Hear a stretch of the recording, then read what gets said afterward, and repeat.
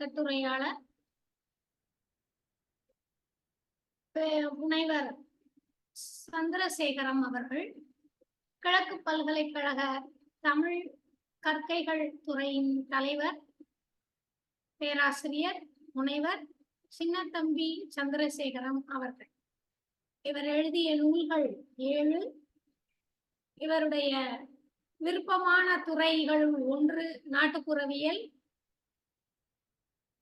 இவருடைய பயோடேட்டால ஒரு வார்த்தை கொடுத்திருந்தார், அது எனக்கு ரொம்ப பிடிச்சது. ஆனா அது சரியா அப்படின்னு நாங்களும் யோசிச்சுட்டே இருந்தோம். புக் சாப்டர்ஸ் அப்படிங்கிறதுக்கு தமிழ்ல அத்தியாய நூல்கள் 2 அப்படின்னு கொடுத்துருக்காங்க.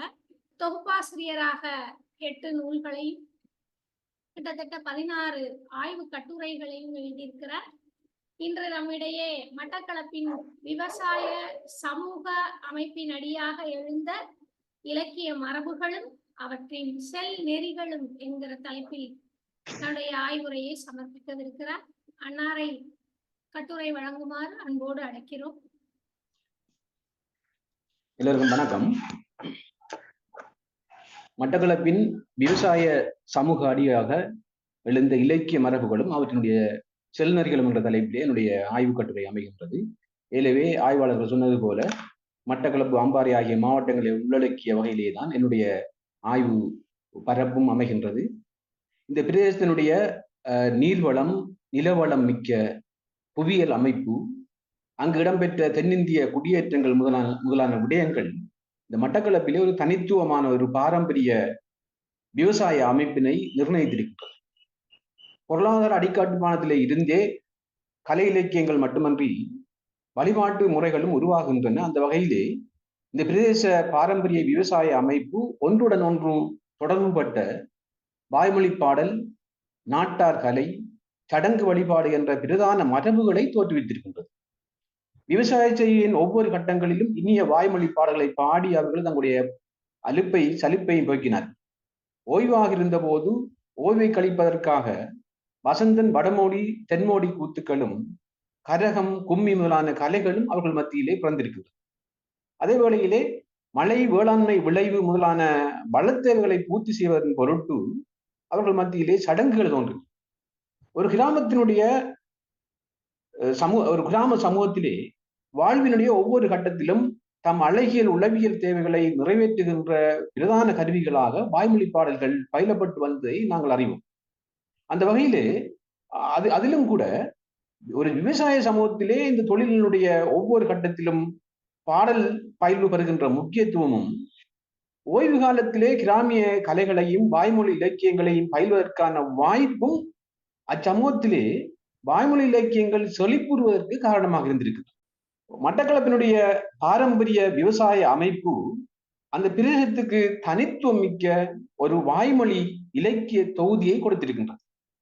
அது பின்வந்த இலக்கியங்களை பாதித்து வாய்மொழியில் ஏற்பட்ட ஒரு இலக்கிய அடையாளத்தை, சிறப்பை, அடையாளத்தை மட்டக்களப்புக்கு அது கொடுத்திருக்கின்றது. இதற்கு சிறந்த எடுத்துக்காட்டு இந்த வாய்மொழி கவி என்று சொல்லப்படுகின்ற ஒரு பாடலை மட்டும் இடத்திலே நான் சொல்லுகின்றேன். அதாவது கவி என்பது கவிதை என்ற பொருளிலே இல்லாமல் எந்த பிரதேசத்திலும் இல்லாத ஒரு வகையான வாய்மொழி பாடல் வகையாக அது இருக்கின்றது. அதாவது மட்டக்களப்பு முஸ்லிம்களுடைய நாட்டார் பாடல் வகைகளிலே ஒன்றாக சொல்லப்படுகின்ற அந்த கவிகள் ஈரடி இசை வாய்ப்பாட்டையும் உயர் துணியையும் கொண்டவை. பொருள் ரீதியாக பார்த்தோம் என்று சொன்னால் அதிகமான கவிகள் காதல், பாலியல் உணர்வுகளை வெளிப்படுத்துவன. உரையாடல், அதாவது ஒரு நாடக பாங்கிலே அவை அமைந்திருக்கு. வேளாண்மை காவல், வண்டில் பயணம் முதலிய விவசாய முயற்சிகளில் இராக்காலங்களிலே ஈடுபட்ட இந்த ஆண்கள் பாவனையாக பாடிய கவிகளாகத்தான் இந்த கவிகள் அமைகின்றன. அந்த வகையிலே கற்பனையான ஒரு காதல் சூழல் ஒன்றை உருவாக்கி அதனூடாக ஆண்கள் தங்களுடைய பாலியல் உணர்வுகளுக்கு வடிகால் அமைப்பதாகவே இந்த கவிகள் ஆரம்ப காலத்திலே இருந்திருக்கின்றது. இது பற்றிய குறிப்புகளை, உதாரணங்களை நான் இந்த ஸ்லைட்லே தந்திருக்கின்றேன். வயல்களத்திலே ஆரம்பத்திலே வயல்களத்திலே காதலையும் பாலியலையும் பாலியல் கருத்துக்களையும் பிரதான கருப்பொருளாக கொண்டிருந்த இந்த கவிகள் காலகதியிலே மக்களுடைய, முக்கியமாக முஸ்லிம் மக்களுடைய அன்றாட உரையாடலிலே முதன்மையான ஒரு பகுதியாக அது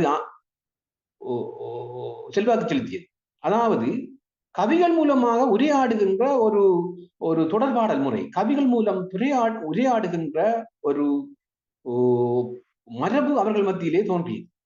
தென் ஆப்பிரிக்கா முதலான இடங்கள் தேசங்களிலே இந்த பாடல்கள் மூலமாக தொடர்பாடல் கொள்ளுகின்ற ரிச்சுவல் கம்யூனிகேஷன் என்கின்ற முறை இருக்கின்றது. அதே ஒரு முறை இங்கும் அவ்வாறான ஒரு மரபு பின்பற்றப்பட்டது. இந்த கவி பாடுகின்ற மரபு பிற்பட்ட காலத்திலே ஒரு புலமைத்துவ மரபாகவும் வளர்ந்தது. இது பற்றி பின்னர் கட்டுரையிலே பின்னர் பார்க்கப்படும். இரண்டாவது விடயம் மட்டக்களப்பினுடைய இலக்கிய பாரம்பரியம் பற்றி பேசுகின்ற போதும் சடங்கு பாடல்களும் கதைப்பாடல்களும் முக்கியம் பெறுகிறது. அதாவது நியமமான வாய்மொழி பாடல் மரபை தவிர்த்து நாங்கள் மட்டக்களப்பினுடைய ஆரம்பகால இலக்கியங்கள் என்று பார்த்தால் நாட்டார் நிலைப்பட்ட அழிக்கை சார் இலக்கிய மரபொன்றே முதன்மைப்பட்டு நிற்கிறது எங்களுக்கு தெரிகின்றது. இவற்றிலே பாரம்பரியமான கதைப்பாடல் மரபும் சடங்கு பாடல்களும் அடங்கு. இது மட்டக்களப்பினுடைய ஒரு பிரதான இலக்கிய போக்காக இருந்திருக்கின்றது. இதனாலேயே பாரம்பரியமான கதைப்பாடல்களும் சடங்கு பாடல்களும் மட்டக்களப்பிற்கு இலங்கையின் மற்ற பகுதிகளிலே காணப்படாத ஒரு செழுமையை தருகின்றன என்று சொல்லி பேராசிரியர் சிவத்தம்பி அவர்கள் குறிப்பிடுவார்கள். அந்த வகையிலே சடங்கு பாடல்களிலே கண்ணகி வழக்குரை, கண்ணகி குளுப்தி, மகாமாரி திவ்ய கரணி முதலானவற்றோடு வசந்தன் பாடல் என்று சொல்லப்படுகின்ற பாடல் தொகுதியையும் இதிலே நாங்கள் இந்த சடங்கு பாடல் என்ற வகையிலே நாங்கள் சேர்த்துக் கொள்ளும். மட்டக்களப்பின் பாரம்பரிய விவசாய சமூக அமைப்பு தோற்றுவித்த சடங்கு வழிபாட்டு மரபு ஒரு தனித்துவமான கலை இலக்கிய மரபை உருவாக்குவதில் மிக முக்கியமான பங்காற்றி இருக்கின்றது. சடங்கு வணக்க முறைகளும் வேண்டுதல்களும் விவசாய பொருளாதார அமைப்பினை சார்ந்ததாகவே இருந்தது. சடங்கு வழிபாட்டு பாடல்களாலும் சடங்கு வழிபாடு பாடல்களாலும் மந்திரங்களாலும் இயற்றப்படுவதாகையால் மழை, வேளாண்மை விளைவு, இயற்கை வளம், கருவளம், நோய் தீர்த்தல் முதலிய வேண்டுதல்கள் பாடல்கள் வழியாகவே அவர்கள் செய்தார்கள். அதைவிட வதனமார் தெய்வம் என்கின்ற ஒரு தெய்வம் மீது பாடப்படுகின்ற பாடல்கள் விவசாயத்துக்கு பக்கபலமாக இருந்த மாடுகளின் வளத்துக்காக பாடுகின்ற ஒரு பாடலாகவும் அமைந்தது. ஆரம்ப காலத்திலே இந்த மந்திரங்களும் வழிபாட்டு பாடல்களும் வாய்மொழியாக தோன்றி வாய்மொழியாக பயிலப்பட்டு வந்திருக்க வேண்டும். ஆனால் இன்று கிடைக்கின்ற சடங்கு பாடல்கள் நியமமான வாய்மொழி பாடல்ல இருந்து வேறுபட்டதாக தெரிகின்றது. அதாவது எழுத்தறிவுள்ளவர்களால் எழுதப்பட்டதாக அவை தெரிகின்றன. என்றாலும் கூட இந்த பாடல்கள் வாய்மொழி மரபுகளை அடித்தளமாக கொண்டு இயற்றப்பட்டது என்பது எங்களுக்கு தெரிகின்றது. அதாவது புலவர்கள் இந்த சடங்கு பாடல்களை உருவாக்கிய போது இந்த வாய்மொழி பாடல் வடிவங்கள் முதலானவற்றோடு புதிய வடிவங்களிலும் கூட இந்த சடங்கு பாடல்களை பாடியிருக்கின்றார். மிக முக்கியமானது இதிலே காவியம் என்று சொல்லப்படுகின்ற இந்த நாங்கள் எழுத்து மரபிலே பார்க்கின்ற காவியம் அல்ல, இது நாட்டார் காவியம் என்கின்ற ஒரு கிராமிய பாடல் வடிவம் இதிலே முக்கியமானது. இந்த சடங்கு பாடல்களிலே முதன்மையானதாகவும் சடங்குக்குரிய சடங்கு மட்டுமே உரிய ஒரு பாடல் வடிவமாகவும் அது அமைந்திருக்கின்றது. சடங்கிலே இசைக்கின்ற பிரதான இசைக்கருவியான இந்த உடுக்கினுடைய தாள லயத்துக்கு ஏற்ப அந்த வடிவம் அமைக்கப்பட்டிருப்பது ஒரு சிறப்பான விடயம். இதோடு இந்த வசந்தன் பாடல்களையும் நாங்கள் இந்த புதிய ஒரு வடிவம் இந்த சடங்கிலே பாடப்பட்ட சடங்கு பாடல்களிலே பயன்படுத்தப்பட்ட ஒரு வடிவமாக புதிய வடிவமாக நாங்கள் கொள்ளலாம். சடங்கு வழியாக உருவான தனித்துவமான ஒரு இலக்கிய தொகுதி வசந்தன் கவிகளாக காணப்படுகிறது. அதாவது வசந்தன் பாடலாகவும் அதே வழியிலே கூத்தாகவும் மக்கள் மத்தியிலே ஆடப்பட்டும் பாடப்பட்டும் வருகிறது. வசந்தன் கண்ணையம்மன் சடங்கின் போதும் கொம்புமுறி சடங்கின் போதும் பாடப்பட்டும் ஆடப்பட்டும் வருகின்றன. ஆகவே இந்த கிராமிய கலைகளுடைய உருவாக்கத்திலும் பயில்விலும் கூட சடங்கு முக்கியமான பங்காற்றி இருக்கின்றது என்பது எங்களுக்கு தெரிகின்றது. வசந்தன் கவிகளுடைய உருவாக்கம் விவசாயத்தை மையப்படுத்தியது என்பதை கண்ணகி சடங்குடனான தொடர்பு மட்டுமின்றி அப்பாடல்களுடைய உள்ளடக்கமும் உங்களுக்கு காட்டுகின்றது. இந்த பாடல்களும் நாங்கள் ஏற்கனவே பார்த்தது போல இந்த பாடல்களும் நியமமான வாய்மொழி பாடல் வகையை சார்ந்ததாக தெரியவில்லை. ஆனால் மட்டக்களப்பினுடைய நாட்டா நிலைப்பட்ட இலக்கியத்திலே மிக முக்கியமான தொகுதியாக அது பார்க்கப்பட்டு வருகின்றது. இதன் தனித்துவமான நாட்டா இசையமைப்பும் இதுக்கு ஒரு காரணமாக இருக்கவும். பொதுவாக நாங்கள் இந்த சடங்கு சார் பாடல்கள் மட்டக்களப்பு மண்ணுக்குரிய இசை என்கின்ற ஒரு தனித்துவமான இசை மரபை அது தந்திருப்பது முக்கியமான விடயம். அது பற்றி விரிவாக ஆராயப்பட வேண்டும். அடுத்தது இந்த கதைப்பாடல். இந்த கதைப்பாடல் மரபினுடைய உருவாக்கத்திற்கும்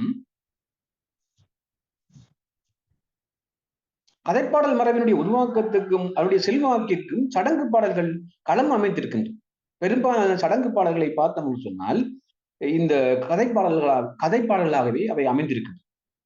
பாரம்பரியமான கதைப்பாடலாக இன்று அடையாளப்படுத்தப்பட்டிருக்கின்ற பாரத அம்மானை, கஞ்சன் அம்மானை, இராமர் அம்மானை ஆகியனவும் இந்த வாய்மொழி பாரம்பரியத்தை சார்ந்த அழிக்க சார்ந்த இலக்கியங்களாக இருக்கின்றன. பாரத அம்மானை பார்த்தோம் என்று சொன்னால் பொதுமக்களுக்காக மக்களது ரசனைக்கும் அறிவுக்கும் ஏற்ப ஆக்கப்பட்டு அழிக்க நிலையே பயிலப்பட்டு வந்த கதைப்பாடலாக அது காணப்படுகிறது. அந்த வகையிலே பாரத கதையை பொதுமக்களுக்குரியதாக மாற்றுகின்ற ஒரு முயற்சியாக இந்த பாரத அம்மானை அமைந்திருப்பதை நாங்கள் காணலாம். அதே வேளையிலே இந்த கண்ணகி வழக்குரை முதலான சடங்கு பாடல்களுக்கும் இந்த விடயம் பொருந்தும். மட்டக்களப்பிலே ஆரம்பகால எழுதப்பட்ட இலக்கியங்களாக கருதப்படுகின்ற இந்த சடங்குசார் பாடல்களும் பாரம்பரியமான இந்த கதைப்பாடல்களும் இந்த பிரதேச இலக்கிய மரபிலே இலக்கியங்கள் அழிக்க நிலையிலே வழங்கி வருகின்ற ஒரு போக்கை உருவாக்கி இருக்கின்றன. அவை எழுத்து, வாய்மொழி, அழிக்க என்ற மூன்றினதும் இணைவை கொண்ட ஒரு கலப்பிலக்கியங்களாக அமைந்திருப்பது முக்கியமான விடயம். இவ்வாறு இந்த இலக்கியங்கள் அழிக்க நிலையிலே நிலவுவதும் அதனுடைய எழுத்து, வாய்மொழி வடிவங்களுக்கிடையே ஊடாட்டம் நிகழ்வதும் இந்த தென்கிழக்காசிய பிராந்தியத்துக்குரிய ஒரு பொதுவான பண்பாக ஏலவே ஆய்வாளர்கள் அடையாளம் கண்டிருக்கின்றார்கள். ஆகவே இந்த தென்கிழக்காசிய பிராந்தியத்துக்குரிய ஒரு தனித்துவமான இலக்கிய மரபினை மட்டக்களப்பினுடைய இந்த அழிக்க நிலை இலக்கியங்கள் பிரதிபலித்து நிற்கின்றன என்பதனை நாங்கள் கவனித்தல் வேண்டும். மூன்றாவது முக்கியமான ஒரு இலக்கிய மரபாக மட்டக்களப்பிலே எழுத்து மரபை சார்ந்த வாய்மொழி பாடல் என்கின்ற ஒரு தொகுதி அமைகின்றது. முக்கியமான ஒரு பாடல் இலக்கிய தொகுதி. அதாவது மட்டக்களப்பினுடைய எழுத்திலக்கிய மரபினுடைய உருவாக்கத்துக்கும் பேணுகைக்கும் சடங்கு பிரதான தளமாக இருந்திருக்கின்றது என்பதை நாங்கள் சடங்கு பாடல்கள் மூலமாக கண்டுகொண்டோம். இதிலே மிக முக்கியமான இன்னொரு விடயம், இந்த சடங்கு பாடல்கள் பிற்காலத்திலே எழுத்து மரபை சார்ந்த வாய்மொழி பாடல்கள் என்ற ஒரு தனித்துவம் மிக்க ஒரு இலக்கிய மரபு மட்டக்களப்பிலே உருவாவதற்கு தளமிட்டிருக்கின்றது. இந்த மரபை சிலர் அரை வாய்மொழி பாடல், அதாவது செமி ஓரல் டெக்ஸ்ட் என்று சொல்வார்கள். அதாவது சற்று எழுத்தறிவுள்ள கிராமிய புலவர்களால் எழுதப்படும் பாடல்கள். இது வாய்மொழி பாடல்களுடைய வளர்ச்சி நிலையாக காணப்படுகின்றது. இதுவும் மட்டக்களப்பினுடைய தனித்துவமான இலக்கிய தொகுதியாக பிற்காலத்தே வளர்ந்தது. இத்தகைய பாடல்கள் எழுத்திலே எழுதப்படுகின்ற போதும் வாய்மொழி மரபிலே காலூன்றி நிற்பன. எழுத்து மரபையும் வாய்மொழி மரபையும் இணைத்து நிற்கின்ற இந்த பாடல்கள் அழிக்கையை மையம் கொண்டவை. இத்தகைய தன்மை கொண்ட பாடல்களிலே தொடக்கத்தை நாங்க சடங்கு சார்ந்த பாடல்களிலே நாங்கள் காணலாம். ஐரோப்பிய ஆட்சி காலத்தில் ஏற்பட்ட புதிய கல்வி முறையை அடுத்து இந்த புதிய வாய்மொழி பாடல் மரபு முனைப்படைய தொடங்கியது. புதிய கல்வி முறையால் கிராமிய மக்களிடமும் எழுத்தறிவு பரவலடைந்த நிலையிலே சற்று எழுத்தறிவுள்ள கிராமிய புலவர்கள் பலர் உருவாகினார். வாய்மொழி மரபுக்கு பழக்கப்பட்ட இவர்கள் தம் பாடல்கள் பலவற்றை கையெழுத்திலும் எழுதினார். அதன் வளர்ச்சியாக பிற்பட்ட காலத்திலே அவற்றை சிறு அச்சு பிரசுரங்களாகவும் ஆக்கினார். அவர்கள் சடங்கு பாடல் மரபை பின்பற்றி சடங்கு கோயில்கள் மீதும் ஏனைய பிரதேச கோயில்கள் மீதும் வழிபாட்டு பாடல்களை அதிகம் பாடிய அதே வேளையிலே சமூக சார்புடைய பாடல்களையும் அதிகம் அவர்கள் பாடினார்கள். முக்கியமாக 19ஆம் நூற்றாண்டுகளிலே சமுதாய நோக்கு அனைத்து துறைகளிலுமே முதன்மைப்படுத்தப்பட்ட ஒரு பின்புலத்திலே அந்த நோக்கு கிராமிய புலவர்களையும் பாதித்திருக்கின்றது. சமூகம் சார்ந்த அந்த எழுத்து மரபு சார்ந்த வாய்மொழி பாடல் மரபு பிற்பட்ட காலத்திலே பல்வேறுபட்ட மரபுகளையும் அழிக்க மரபுகளையும் பொருள் மரபுகளையும் உள்வாங்கி அது வளர்ச்சி அடைந்தது. அந்த வகையிலே நாங்கள் முக்கியமாக 4 போக்குகளை பார்க்கலாம். ஒன்று, தம் பிரதேசத்திலே ஏற்படுகின்ற புயல், வெள்ளப்பெருக்கு, கொலைகள் போன்ற அனர்த்தங்கள் மற்றும் பல்வேறு கிராம சம்பவங்கள் பற்றி உடனுக்குடன் பாடுகின்ற போக்கு. இரண்டாவது, போட்டியாக நிகழ்த்தப்படுகின்ற அரங்கல் நிகழ்த்துகை. மூன்றாவது, குடும்ப பிரச்சனைகள் பற்றிய பாடல்களும் அவற்றினுடான தொடர்பாடல். நான்காவது, குறித்த நபர்களுடைய மரணம் பற்றிய ஒப்பாரி பாடல்களாக அமைகின்ற பாடல்கள். இந்த போக்குகளிலே காலமாற்றத்தோடு ஒட்டிய வளர்ச்சி போக்கை நாங்கள் அடையாளப்படுத்த முடியும். கிராமிய புலவர்கள் தம்முடைய பாடல்களை பாடிய போது சடங்கு பாடல் மரபிலும் வாய்மொழி பாடல் மரபிலும் பயிலப்பட்ட காவியம், அம்மானை, கும்மி, ஒப்பாரி, தாலாட்டு, கவி ஆகிய வடிவங்களிலே அதிகமாக அவற்றை தான் பயன்படுத்தினார்கள். அதுல முக்கியமாக முஸ்லிம் மக்கள் இந்த கவிகளைத்தான் பிரதான வடிவமாக அவர்கள் பயன்படுத்தினார்கள். இந்த போக்குகளிலே பரவலானதும் ஆரம்ப நிலையாகவும் கொள்ளத்தக்கது முதலாவது போக்கு. அன்றாடம் உள்ளூரில் நடக்கின்ற முக்கிய சம்பவங்கள் பற்றி உடனுக்குடன் அவர்கள் பாடுவது இந்த கிராமிய புலவர்களுடைய முக்கியமான வழக்கமாக இருந்தது. அந்த வகையிலே கொலை, களவு, சமூக பிறழ்வுகள் முதலான முக்கிய சம்பவங்கள் பற்றிய பாடல்கள் ஒரு வகையாகவும், அனர்த்தங்கள் பற்றியவை இன்னொரு வகையாகவும் நாங்கள் கொள்ளலாம். முதல் வகை சம்பவ விவரிப்புகளாகவும் பெரும்பாலும் குறும்பாடல்களாகவும் அமையும். அவை பெரும்பாலும் எழுதப்படுவது குறையும். ஆனால் இரண்டாவது வகை பாடல்கள் துன்பியல் மன உணர்வோடு தொடர்புபட்ட தொடர்நிலை பாடல் பெரும்பாலும் கையெழுத்திலோ சிறு அச்சுப்பிரதிகளாகவோ உருவாக்கப்பட்டு மக்கள் மத்தியிலே பாடி காட்டி விற்பனை செய்யப்படுவன. இந்த ஸ்லைட்டிலே அது பற்றிய தகவல்கள் உதாரணங்கள் தரப்பட்டிருக்கின்றன. முக்கியமாக 78ஆம் ஆண்டில் வீசிய சூறாவளி, 1907ஆம் ஆண்டு, 1957ஆம் ஆண்டுகளிலே ஏற்பட்ட வெள்ளப்பெருக்கு தொடர்பான காவியங்களும் அம்மானைகளும் இதற்கு உதாரணங்கள். இது பற்றிய தகவல்கள் இதில் தரப்பட்டிருக்கின்றன.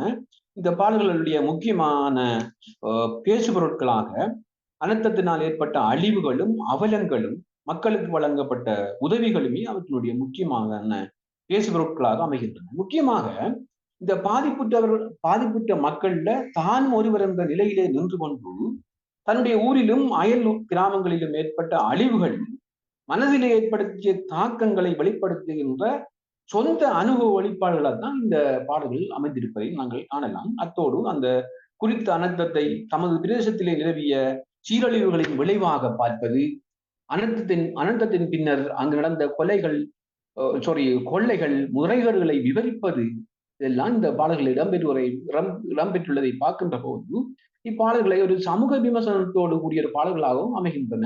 அதுக்கு அப்பால் தாம் செய்த தீவினைக்கான இறைவனுடைய தண்டனையாக அந்த அனர்த்தத்தை பார்ப்பது, இன்னும் பேரழிவு ஏற்படாது, இறைவனாலேயே காப்பாற்றப்பட்டோம் என்ற நம்பிக்கை ஊட்டுவது, பாதிக்கப்பட்ட மக்களுக்காக பிரார்த்தனை செய்வது என்ற விடயங்கள் இந்த பாடல்களை ஒரு மதநிலைப்பட்ட பாடல்களாக உங்களுக்கு காட்டுகின்றன. அந்த வகையிலே இயற்கை மாற்றங்களை மதநிலைப்படுத்தி வேதனைகளுக்கு ஆறுதல் காணுகின்ற உளவியல் செயற்பாடும் இதுக்குள்ளே அடங்கியிருப்பதை நாங்கள் கண்டுகொள்ளலாம். இந்த அனர்த்தங்கள் பற்றிய பாடல்கள் பிற்பட்ட காலத்திலே 1950களுக்கு பிறகு அரசியல் சார்ந்ததாகவும் விரிவடைகின்றது. முக்கியமாக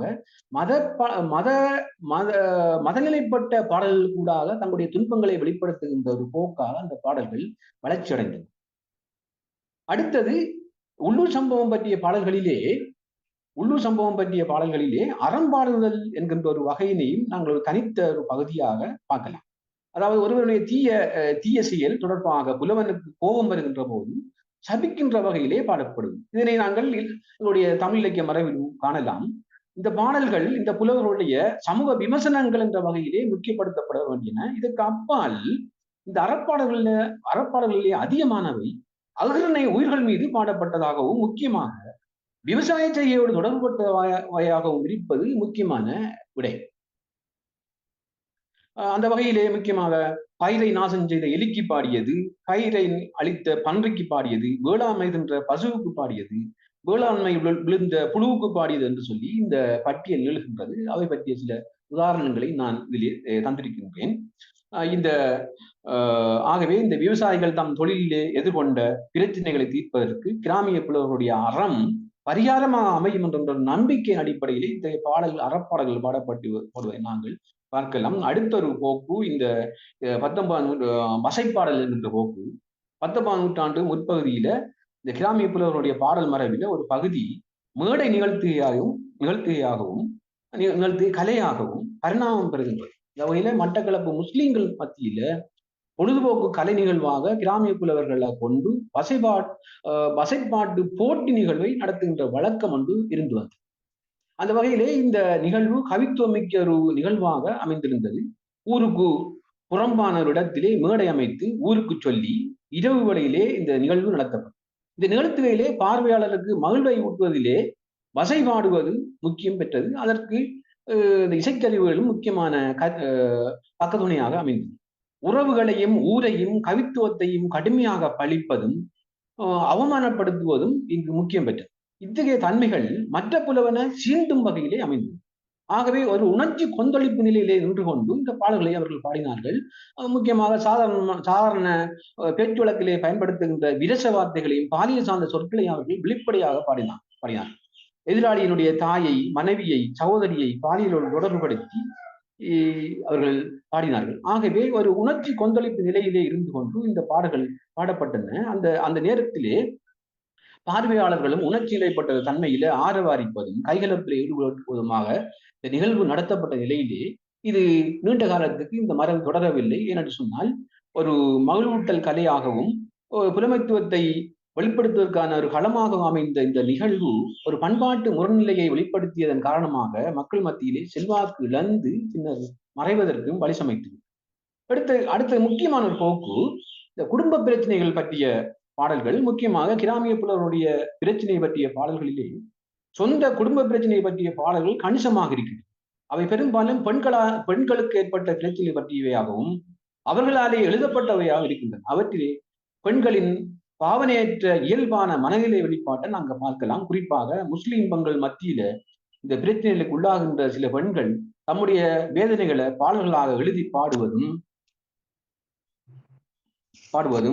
பிரச்சனைக்கு காரணமானவர்களுக்கு அதை அனுப்புவதுமாகிய ஒரு தொடர்பாடல் முறையை இருந்து வந்தது. கணவனால் கைவிடப்பட்ட அக்கறை பெற்ற சேர்ந்த ஒரு இளம்பெண் தனது பேரங்களை கவிகளாக எழுதி கணவனின் உறவினர்களுக்கு அனுப்பியவை பற்றி பேராசிரியர் நுகுமான் அவர்கள் ஒரு ஆய்விலே தெரிவித்திருக்கின்றார். அது சிறந்த உதாரணம். அதைவிட நான் 2 தொகுப்புகள் பற்றிய இந்த உதாரணங்களை இதிலே தந்திருக்கின்றேன். இவை பற்றி நான் விரிவாக பார்க்கவில்லை, கட்டுரையில் இடம்பெறுகிறது. இத்தகைய கவி தொடர்பாடல்களை பார்க்கின்ற போது மன அமைதியை இந்த பிரச்சனைக்கு உள்ளாகிய பெண்கள் மன அமைதியை எட்டுவது மட்டுமல்லாமல் இந்த சிக்கலுக்கான தீர்வையும் மையப்படுத்தியதாக இந்த பாடல்கள் இருப்பதை பார்க்கலாம். இந்த பாடல்கள் கூடாக சில குடும்பங்கள் ஏற்பட்ட பிரச்சனைகள் தீர்த்து வைக்கப்பட்ட கலாய்வு குறிப்புகளும் தெரிவிக்கின்றன. இறுதியாக இந்த மரணம் பற்றிய பாடல்கள் முக்கியமாக தமது கிராமத்திலே பரபரப்பான ஒரு கொலை அல்லது மரணம் ஏற்படுகின்ற போது அது பற்றி உடனுக்குடன் பாடல் இயற்றி கிராமிய புலவர்கள் பாடல் இயற்றுவது கிராமிய புலவர்களுடைய முக்கியமான வழக்கமாக இருந்து வந்தது. இவற்றிலே சில சம்பவ விவரிப்புகளாக இருக்க பெரும்பாலான பாடல்கள் வேதனைகளை உருக்கமாக வெளிப்படுத்துகின்ற ஒப்பாரி பாடல்களாக இருக்கின்றன. முஸ்லீம்கள் இந்த ஒப்பாரிகளுக்கு கவி அவர்கள் சிறந்த வடிவமாக கையாண்டனர். இவை பெண்களால் பாடப்பட்டது. இலங்கை முஸ்லீம் காங்கிரஸ் கட்சியினுடைய முன்னாள் தலைவர் எம்.எச்.எம். அஸ்ரப் அவர்கள் 2000 ஆண்டு அகால மரணம் அடைந்த போது இந்த வயதான முஸ்லீம் பெண்களால் பாடப்பட்ட கவித்தொகுதிகள் இந்த ஒப்பாரிகளுக்கு சிறந்த எடுத்துக்காட்டுகளாக இருக்கின்றன. இந்த ஒப்பாரி பாடல் பொருள் அமைப்பையும் இந்த ஒப்பாரிகள் எங்களுடைய வாய்மொழியிலே இருக்கின்ற ஒப்பாரி பாடலுடைய பொருள் அமைப்பையும் உணர்வு வெளிப்பாட்டு தன்மையினையும் வெளிப்படுத்துவதாக அமைந்திருக்கின்றன. முக்கியமாக பிறந்தவருடைய அருமை பெருமைகளை மீட்டி புலம்புவது, கடவுளிடமும் மற்றவர்களிடமும் ஏனைய உயிரினங்களிடமும் இறந்தவருடனும் சொல்லி புலம்புவது, சதி செய்தவர்களை திட்டி புலம்புவது, துன்ப மீதியில் இறைவனையை திட்டுவது என்பனவெல்லாம் இந்த நடைமுறை மரண வீட்டு புலம்பலை எங்களை வெளிப்படுத்துகின்றன. அந்த வகையிலே இந்த கட்டுரையிலே ரஹமுத்துமா என்பவர் பாடிய அஸ்ரப் ஒப்பாரி என்கின்ற பாடலே எவ்வாறு தன்னுடைய மன உணர்வுகளை அவர் துன்பங்களை எவ்வாறெல்லாம் வெளிப்படுத்துகின்றார், அதனூடாக தன்னுடைய துன்ப உணர்வுகளை நான் கொட்டி தீர்த்து ஆறுதலை என்ற ஒரு நிலையை எவ்வாறு அவர் அதிலே பாடியிருக்கின்றார் என்ற விடயங்களை நான் அதிலே காட்டியிருக்கின்றேன். முக்கியமாக இந்த வாய்மொழி ஒப்பாரிகள் ஏற்கனவே இருக்கின்ற அந்த வாய்மொழி ஒப்பாரிகள் ஒரு பொதுமைப்படுத்தப்பட்ட தன்மையிலே இருக்க இவை ஒரு வேறுபட்ட நிலையிலே உருக்கமும் யதார்த்தமும் மிக்கவையாக காணப்படுவதை நாங்கள் காணலாம். குடும்ப பிரச்சனைகள் மரணங்கள் பற்றிய பாடல்களிலே துயரமீதியை வெளிப்படுத்துகின்ற போது பறவைகளிடமும் மிருகங்களிடமும் உரையாடுவதாகவும் தம் துயரை கண்டு அகிர்ணை பொருட்கள் வருந்துவதாகவும் வருகின்ற ஒரு முறைமை அதிகமாக பின்பற்றப்பட்டிருக்கின்றது. இதனை மனிதவாக்க பண்பு என்று சொல்லுவார்கள். அந்த வகையிலேயே குடும்ப பிரச்சனைகள் பற்றிய பாடல்களிலே பறவைகள், மிருகங்கள், காடு, மலை, கடல் என பல்வேறு அகிர்ணை பொருட்களையும் மனித நிலைப்படுத்தி அவை தம் துயரை கண்டு துன்புறுவதாக பாடுவது, ஒப்பாரி பாடல்களிலே பறவைகளிடமும் மிருகங்களிடமும் இறந்தவரிடமும் சொல்லி புலம்போது இதெல்லாம் அவருடைய வேதனையுடைய மிகுதியை எங்களுக்கு ஆழமாக வெளிப்படுத்துவதாக அமைந்திருக்கின்றன. இறுதியாக முடிவுரை, வாய்மொழி பாடல் மரபு, நாட்டார் கலை, சடங்கு வழிபாடு என்பன பாரம்பரிய விவசாய அமைப்பினுடைய பிரசவங்களாக இருக்கின்றன.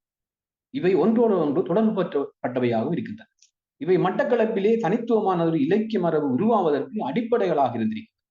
சடங்கை மையப்படுத்தி உருவான கலை இலக்கியங்கள் தனித்துவம் மிக்கவையாக விளங்கிய அதே வேளையில அது பின்னர் வளர்ந்த இலக்கிய செல்நெறிகளுக்கும் காலாக அமைந்தது. இச்செல்நெறியிலே எழுத்து மரபு சார்ந்த வாய்மொழிப்பாடல்களுடைய உருவாக்கம் பிரதானமானது. பின்னர் அப்பாடல் மரபிலே கால மாற்றத்துக்கு ஏற்ப அழிக்கை பொருள் மரபுகளிலே ஏற்பட்ட பல போக்குகள் மட்டக்களப்பினுடைய பன்முகப்பட்ட பண்பாட்டு மரபுகளை பதிவு செய்திருக்கின்றது. பொதுவாக இப்பாடல் மரபுகள் எல்லாம் பாரம்பரிய விவசாய சமூகத்தினுடைய உளவியல் தேவைகளையும் அழகியல் தேவைகளையும் நிறைவேற்றி வந்திருக்கின்றன. இந்த வாய்ப்பினை வழங்கிய தமிழ் மரபு அறக்கட்டளை மரபினருக்கும் ஏனைய அறிஞர்களுக்கும் மௌனூர் சார் அவர்களுக்கும் இந்த இடத்திலே நன்றிகளை தெரிவித்துக் கொள்கின்றேன். மிக்க நன்றி. நன்றி. முழுக்க வாய்மொழி இலக்கியம் தொடர்பான ஒரு ஆய்வு கட்டுரை இது. இந்த கட்டுரை தொடர்பாக நண்பர்கள் கேள்வி கேட்க வேண்டும், கருத்து சொல்ல வேண்டும் என்றால் கருத்தரங்கினுடைய இறுதி பகுதியில் நீங்கள் பேசலாம். உங்களுடைய கருத்துக்கள் அல்லது கேள்விகளை நீங்க சாட் பாக்ஸ்லயும் நீங்க பதிவிடலாம். நாம அடுத்த கட்டுரைக்கு செல்லலாம்.